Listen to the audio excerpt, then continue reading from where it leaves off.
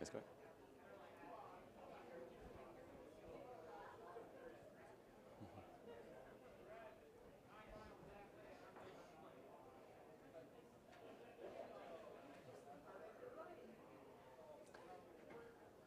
Okay, so we'll go ahead and get started here.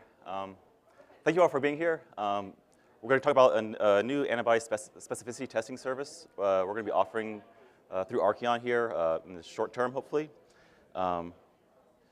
Real quick, some introductions. So first, Michelle Tollefson. She's our business and marketing director. Any business questions, go to her. I'm Sean Jones. I'm process and development manager at Arkion Life Sciences. So I oversee the production of our IGY support product and also all the R&D on it. And this is Dr. Shane Wesener. He's with director of R&D at Biotechnical Resources. And he'll be giving the second half of the talk, and he'll give his introduction then. Just real quick about me. I have a Ph.D. in chemical engineering. My background is more in molecular biology and microbiology. I've kind of been a slow transition to the animal health industry. So come at this from not an animal health perspective, but more from a microbiology, molecular biology point of view. And I've been with Arkion for about 4 years now. So first, Arkion, maybe not a name everyone's familiar with. So we are a fairly small company of 40 employees, about 40 employees total. We're headquartered in Newcastle, Delaware. So we're an old DuPont-Conagra spinoff of a joint venture. That's why we're in Delaware. We've been a supplier to the egg antibody product in the market for over 20 years. Most of that time, it's been a private label. But in 2021, we launched our own product, is EggTech C. So it's our own brand of the IGY product. And it's a very diversified business. So within Arkion, we have different products. So the IGY product itself is let me see, this egg cell product here. We also have BTR, so that's where Shane's from. They traditionally do contract research, kind of fermentation, bacterial engineering. We also have this AvaPel product and flight control. This is a bird repellent product. So it's a product you spray on turf or on a seed product that will repel birds from eating the seed or the grass. So it's a non-lethal way to repel birds from where you don't want them. And then we do have Stop the Bites and the AFTS for horses. This is both of these are an insecticide product.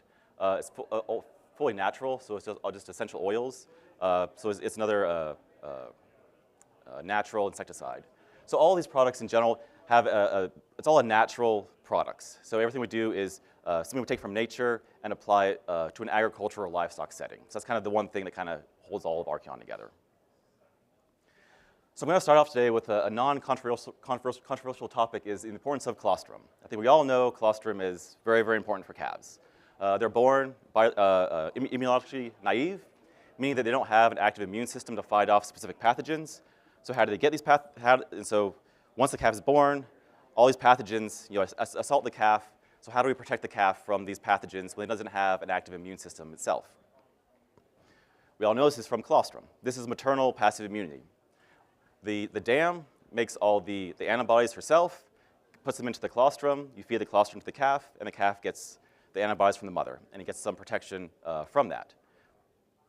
But really, what impacts this quality of colostrum? We always talk about colostrum is very, very important for the calf, but how do we judge the quality of the colostrum? And there's a lot that goes into this. It's the genotype, parity, nutrition of the mother, her vaccination status, the birth site, the cleanliness of this, how much colostrum the calf gets, when the calf gets this colostrum. These are all factors that go into this, and it's very, very important colostrum. But then how do we measure this colostrum quality? There's a lot of stuff that go into this. So how do we measure how good this colostrum is? And the primary metric is just total IgG. If you're over 50 milligrams per mil of total IgG, you're good. In this one paper from 2012, we're seeing that about a third of the colostrum in the US doesn't even meet this standard. So a third of the colostrum that's being fed to the calves doesn't even meet this minimum standard, we say, of 50 milligrams per gram of IgG. Other colostrum, it does have higher one, but again, this is all just total IgG, just the total amount of IgG you're giving to the calf. Now, how do we measure the success of passive immunity? Again, it's by the total IgG count. By the old metric, if you're over 10 grams per liter, you're good. If you're under 10 grams per liter, you're not good. A new metric in 2020 went from excellent, good, fair, and poor. But again, if you're under 10, you're poor. If you're over 10, there's different ways of grading that. But again, it's all about just total IgG. How much total IgG is a calf getting? Now, if we look at actually antibodies, antibodies are specific. You may have heard a lock and key mechanism before for antibodies. So what you see here is there's 4 colored antigens here. The antibody itself can only recognize the yellow antigen. So let's say that yellow antigen is E. coli K99. So this antibody will bind to E. coli K99 and neutralize that bacteria. Let's say the purple there is rotavirus. This antibody can't do anything against rotavirus. Let's say the green is coronavirus. It can't do anything against coronavirus. So this one antibody can only attack one specific pathogen. So if you look at the total IgG, you're not really getting this specificity of the antibody. You're just measuring all the antibodies there. But do you have antibodies against all the diseases present in your herd that you need to protect? So these is a sample of 2 different colostrums that we got and tested. So you can see through rotavirus, coronavirus, crypto, E. coli, perfringens, they're all fairly similar. I didn't do any p-value evaluation here, but if you look at the error bars, they're probably about equivalent. When you look at Salmonella, Typhimurium, Dublin, Heidelberg, sample A has much higher titers than sample B. So if your herd, if you know you have a Salmonella problem with your herd, sample A colostrum would be probably better for your herd than sample B colostrum. But on the packaging, you have no idea about this. It just says the total IgG. You have no idea what those IgG actually have specificity for. You just know it has total. So sample A and sample B may have the same total, but we see they have different specificities, and so it's going to have a different effect on your calf and the calf health. So that's where we see this need for the specificity service. There's very much a kind of black box of what these colostrum contains. We know it contains IgG, but what kind of IgG does it contain? And that's important for the calf health. So we feed the colostrum to give the calf the antibodies. Those antibodies are absorbed and slowly given off on the calf for protection. But the active immune system still isn't fully operational here. So there's still kind of that gap where the calf is vulnerable. There are other forms of passive immunity. There's diluted colostrum, transition milk, there's plasma, there's whey, and there's spray-dried egg powder. So all of these can add passive immunity to the calf. So if your colostrum isn't good enough, they can add more of these antibodies to kind of get your calf over that first disease period. But just like colostrum, all of these are not quite the same. So this is a sample of 5 different milk replacers that we got, and again, tested for specificity. The brands are listed here. They were randomized, so the sample A through E and that list have no correlation. Our point is not to look at different companies, but just kind of the trends of what we see. But you can see here, between these 5 milk replacers, a very large range of specificity. Sample E being very good, sample B being not very good. So again, every milk replacer is not created equal as far as IgG. Even with egg powders, if you look at them, so this is EggTech-C is our product itself. Here's our other whole egg products. Importantly, these are all 100% egg products. Again, you can see very different specificities. So again, just by grabbing an egg product doesn't mean you have the full protection you need from all the disease challenges. And even between things, so this is a sample between bovine plasma and our EggTech-C product. Again, you see EggTech-C has much better protection against E. coli than the plasma. So even different products have different specificities.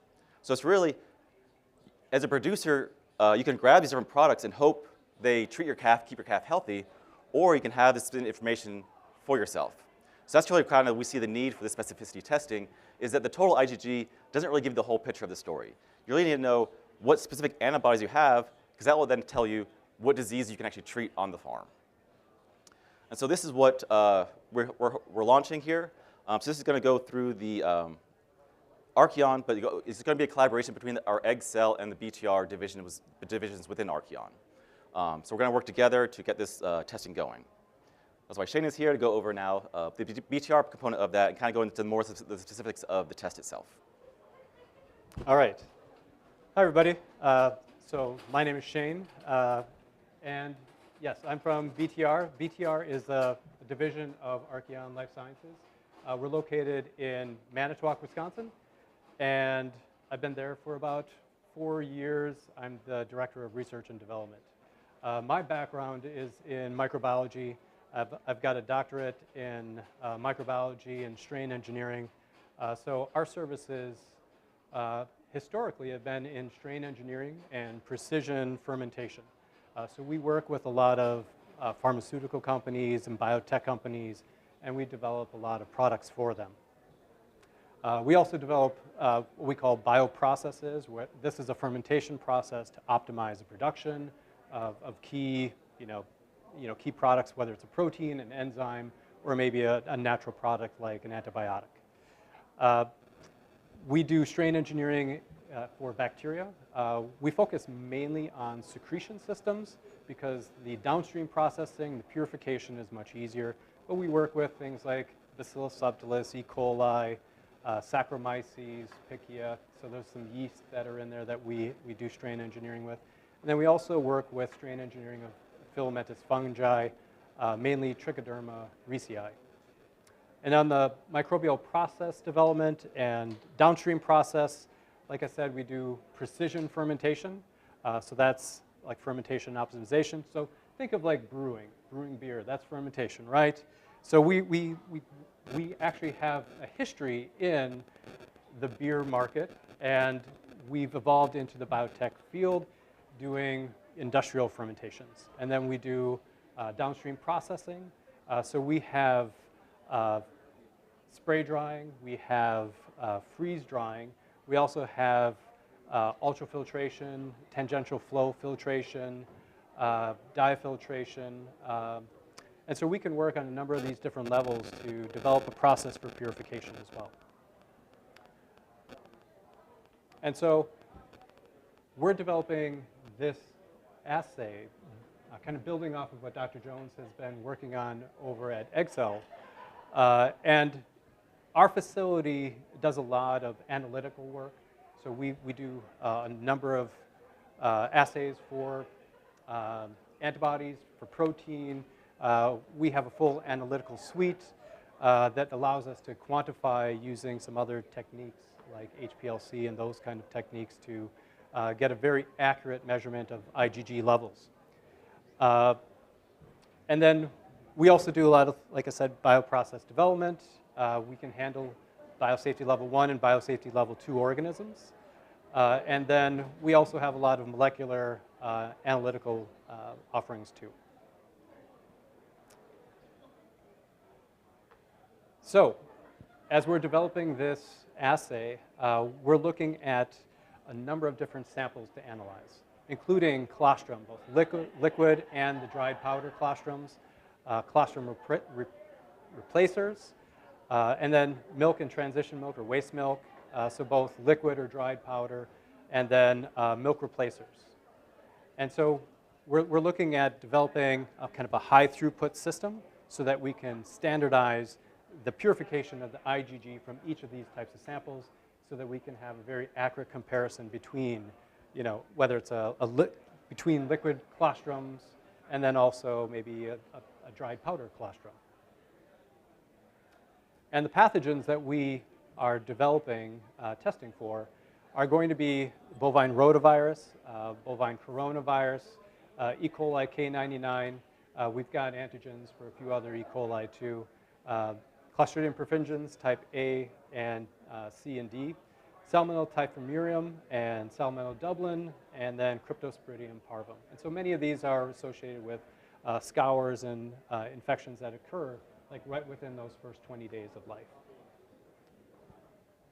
And our assay results are going to look something similar to this, kind of a dashboard that tells you whether you're in like a green zone, which would provide full protection, or maybe you're not quite at a level that would provide you adequate protection. You might be in a red zone. So this is a relative titer to an average titer from those colostrums and milk replacers. So just if you look at the bars associated with the dashboard, that kind of tells you what level you're at based off of the assay. So we're establishing this relative titer scale. So we're going to be collecting many samples and also both liquid and dry, and then milk replacer samples as well. And we're using this assay then to generate a quantitative number, this relative titer. And then we also want to collect data on the back end too, like where does this colostrum come from? If it's waste milk that's being fed, were these vaccinated cows? Or was this pasteurized waste milk that's being fed to their calves? So we want to collect all that extra data. So that's part of the sample submission form, and we'll collect that, and then we can actually partition the data so that you can see each of the comparisons within that sample. And then as we get more data, these relative titers become more and more accurate. So as we get more data to this, it'll become a better and better test. And the potential upgrades in the future is we're going to add more antigens. So we kind of leverage our background in recombinant technology. We're using our strains that we have in-house to develop all of these antigens. So we're taking each one of the bugs, each one of the bacteria, and we're taking the DNA and we're amplifying out and purifying the protein associated with the antibody production. So very similar proteins that would be found in the vaccines, amplifying those out so that we can test for that specific antibody that would be in the milk replacers and colostrum. So a couple examples of additional antigens would be the bovine viral diarrhea virus, and then the bovine respiratory syncytial virus. And then we have different sample types. We want to move into also testing serum, spray-dried plasma, and then whey protein concentrate as well, and then get more of an absolute quantitative measurement at the end. So instead of a relative, we actually get an actual number for you in the future, whether it's milligrams per milliliter or milligrams per gram of antibodies to colostrum. And we're expecting to launch this service early next year, whether it's quarter 1 or quarter 2. And as far as our current status, right now we're finalizing a lot of these protocols and the specificity assays. We're purifying out the antigens and then testing to make sure that those antigens show specificity and in unique specificity and not any cross-reactivity or anything like that. And then we're establishing the relative titer scales. Okay, and so in summary, like Dr. Jones said, antibodies can only react with specific antigens. And that's the unique nature of this assay. Currently, there's not that much information available on antibody specificity in colostrums and milk replacers and waste milk and then we want to work with calf producers, vets, nutritionists, and these are the people that need this information. And that way they can make knowledgeable health decisions on developing healthy calves.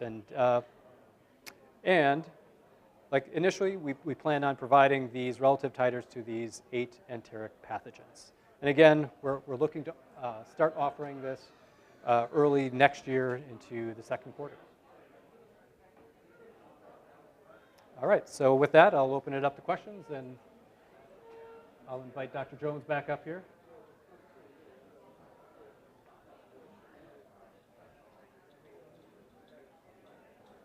Sure. The samples will be sent to BTR, and we'll test them in our facility. And we'll have a website that would be set up for the sample submission, and you can fill out the data. If you need help with that, you can call, or we can do it over the phone.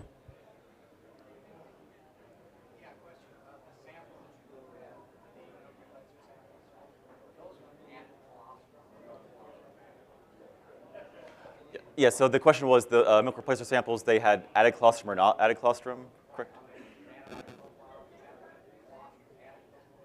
No, so that was just the milk replacers by themselves. So it was 5 milk replacers.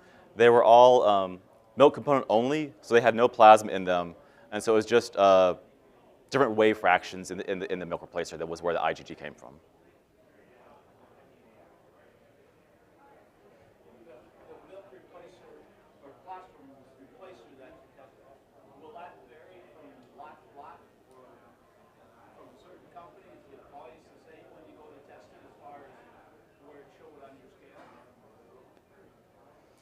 I guess that's, so yeah, the question was, is how's it going to compare to lot?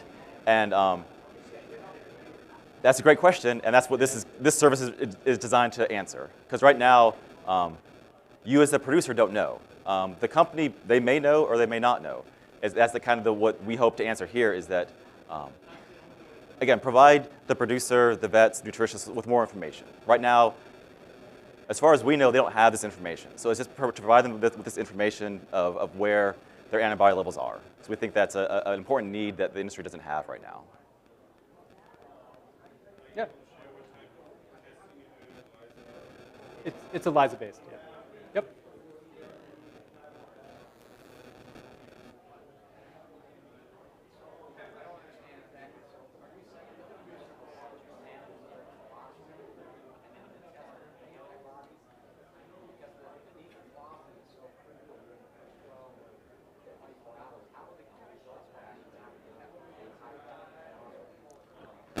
Yeah, so the question was, we would test how fast you get the samples back because the colostrum is important to give. And yes, so we probably can't turn it around at that fast. But it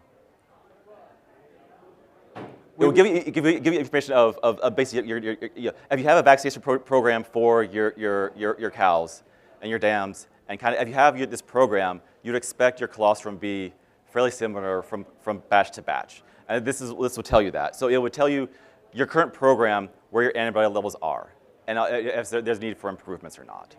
Yeah, it couldn't be real time, unfortunately. And just to build off what Dr. Jones was saying, this is information that we want, and then you can kind of project like what levels you're at. And there's also data that we can get and collect from vaccinated herds versus unvaccinated herds. And that'll kind of give you kind of a good idea of, or a good approximation of where your antibody levels would be. And it's also just after the fact, let's say you test a colostrum, you find out like those that you're low on salmonella, then your milk replacer, you have to make up for that somewhere. If they are vulnerable, and that's a challenge, you have to plug that gap with something.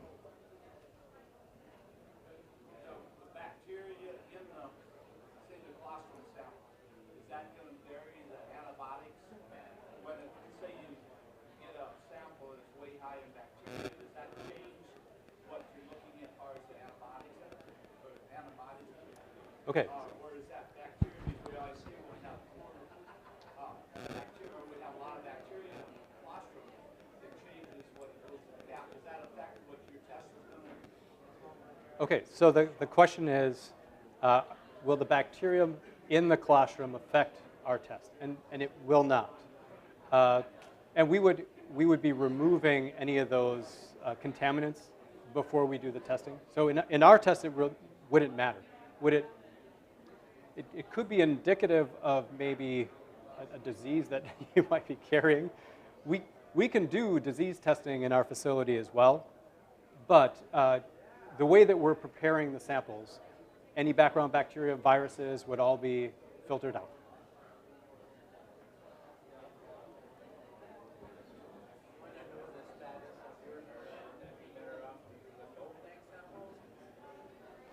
Can you repeat that?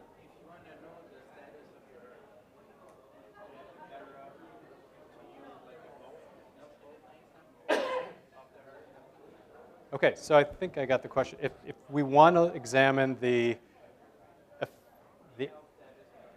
health that's in the herd.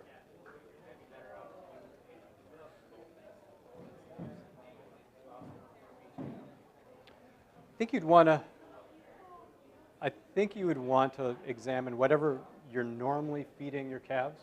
I think that's where you'd want to start to establish a baseline. And then if you have colostrum, you can have that analyzed as well, so you kind of know that what antibodies and what specificities in your colostrum throughout your herd, And that way you could also supplement if you're using just regular cow's milk or waste milk for the calves. But otherwise, yeah, we could test the colostrum too.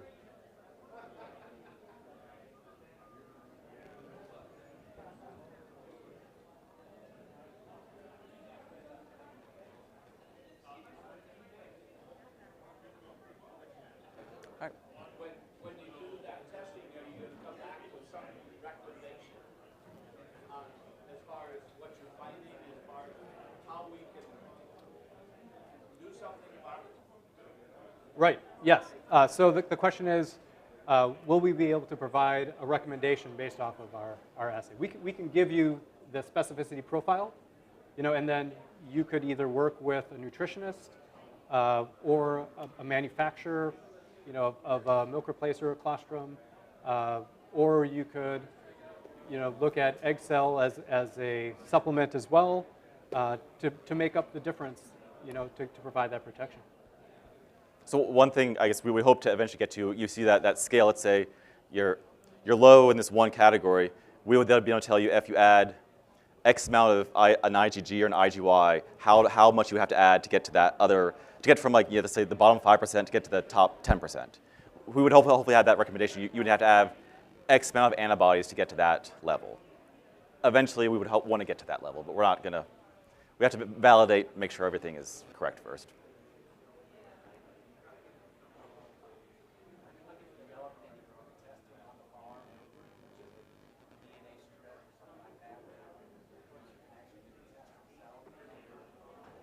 So the question is, are we looking to develop a kind of a quick test on the farm?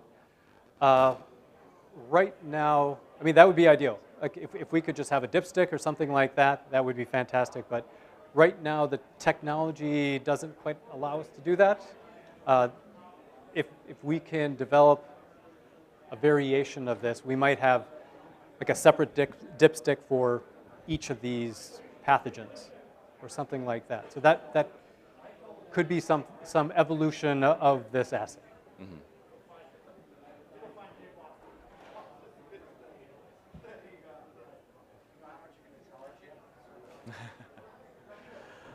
So we haven't really developed the cost yet. We're still evaluating what that cost is going to be through a number of factors. We're trying to keep costs down by making these proteins in-house. Using recombinant technology will allow us to really drive the price down. And so we don't have a solid number for you yet. I'm sorry. But yeah, we do know it's going to be, that's important. We do know if a producer is going to submit samples, it has to be cost effective. So that is something, right. We're trying to minimize the cost as much as possible.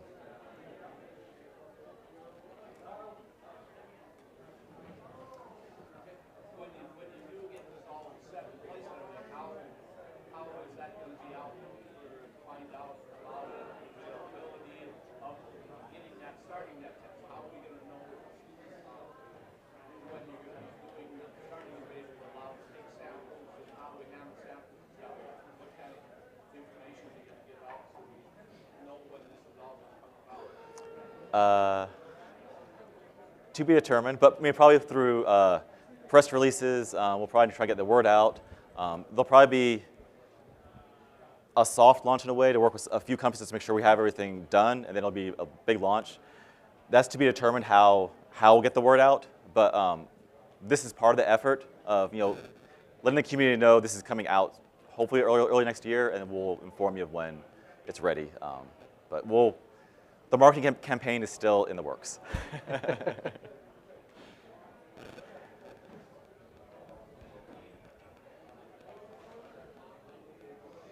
All right, I think there's no more questions. We'll go ahead and Yep. Thanks, everyone. thank you for your time.